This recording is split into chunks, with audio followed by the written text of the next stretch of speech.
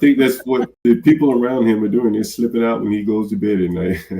All right, let's listen a second. In your time in government, your reaction to this story that is really pretty explosive this morning. Now, for our viewers that don't know, this is former Secretary of State Mike Pompeo. He's lost a lot of weight.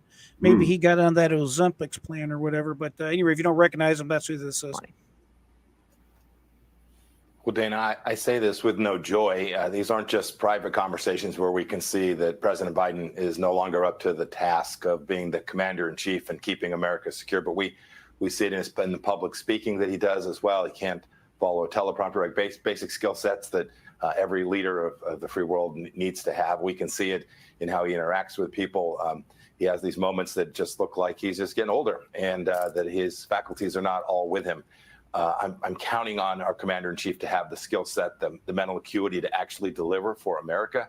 And I think we can all see with our own eyes. We don't have to rely on the Wall Street Journal or anybody else to see that there is this real risk. And Dana, I'll close with this thought. You know, I've been traveling a bunch these last few weeks all over the world. Leaders across the world can see this as well. They can see that when they interact with President Biden, that he is not able to follow the through line of the conversation entirely.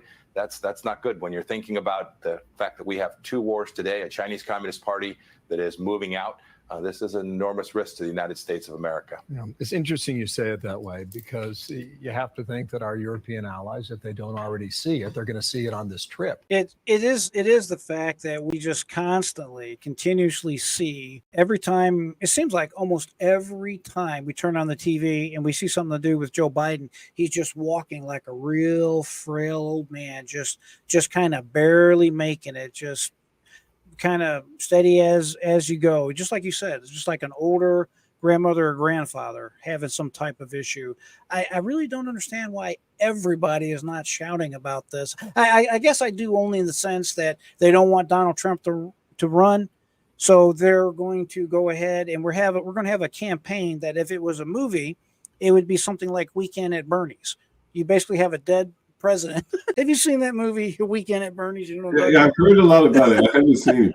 Yeah, the guy died or something like this on vacation, as vacation home, and they don't want the vacation to end, so they just basically towed him around like he's still alive. And that's kind of like what's going on. It's like this election where you have a candidate that's not really home anymore. You know, it's the Bernie election. I think I may start going with that. I like that. I think I like it too. Yeah. I think I like it too. Briefly, I want to switch gears. I want to talk about something. I found this little cutout online somewhere. This pertains to the border. As we know, our borders are in a mess. And as of today, President Joe Biden, miracle of miracles, folks, he found a way to have the authority to do what he needs to do to secure the border.